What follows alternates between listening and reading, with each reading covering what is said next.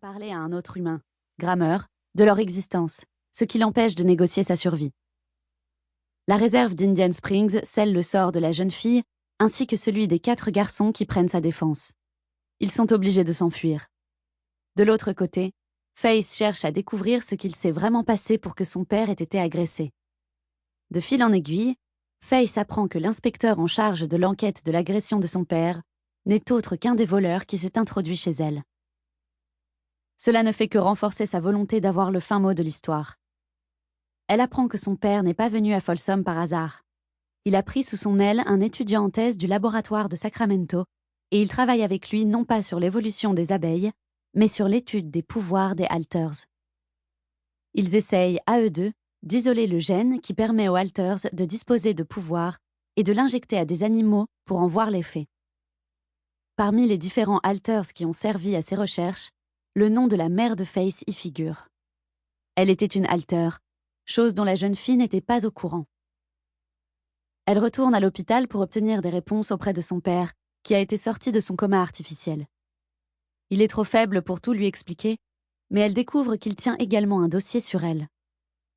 Elle n'a jamais démontré un seul pouvoir, mais il a conservé tous les examens et lui a fait passer quantité de tests sans qu'elle le sache. Outrée, Faith part en courant dans le parc de l'hôpital pour tomber nez à nez avec des loups-garous de la réserve d'Indian Springs qui s'en prennent à elle.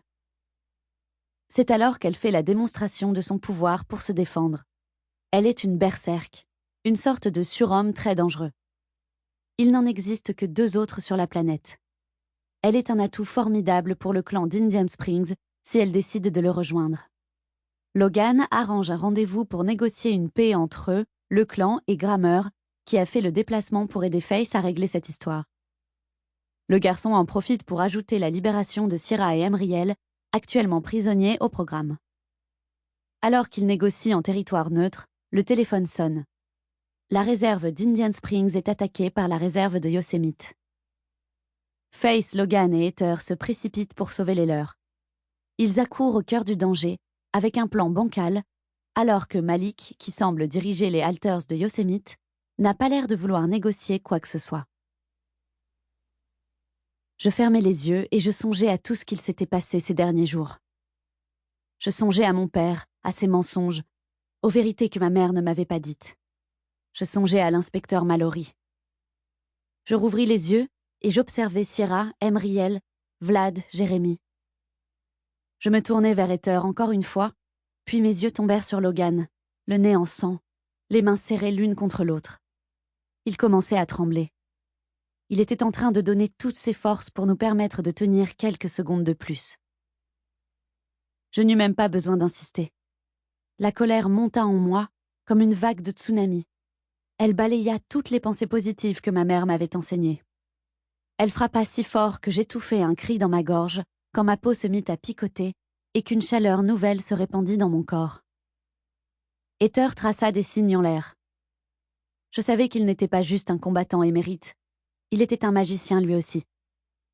Il créa un bouclier pour prendre la relève de celui de Logan quand il flancherait. Il retira sa main de l'épaule du futur Mahakra et prit le relais. Le bouclier doré vacilla une seconde et au projectile suivant, un bleu électrique illumina le périmètre autour de nous. Je franchis le bouclier sans qu'il m'arrête. Je fis un pas en dehors. Les projectiles furent alors dirigés sur moi. Ce fut tout juste si je ressentis les chocs. J'avais l'impression d'être effleurée par des grésillements électriques.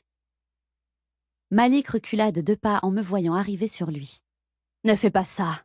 dit-il en prenant peur tout à coup. « Je peux t'aider. Tu pourrais faire partie de notre clan. Nous pourrions t'apporter beaucoup de choses. Nous pourrions faire de toi le chef de notre clan, peut-être même le prochain Mahakra. » Il débita son discours à une vitesse incroyable. « Il est peut-être un peu tard pour réclamer ma pitié, non ?» lançai-je à Malik. « Tu as eu ton opportunité et tu n'as pas su la saisir. » Je penchai la tête sur le côté en le regardant presque avec compassion. Puis un cri m'alerta derrière moi. Je me retournai et je vis Heather penchée sur la silhouette de Logan qui avait perdu conscience. Sierra et Emriel se mirent à crier également. Vlad réussit à s'extirper des bras de Jérémy. L'espace d'un instant, les tirs cessèrent. Mon cœur s'arrêta de battre. Puis je perds. Pour continuer à écouter ce livre audio gratuitement, cliquez sur le lien dans la description et vous pourrez l'écouter en entier sans frais grâce à l'essai de 30 jours d'Audible.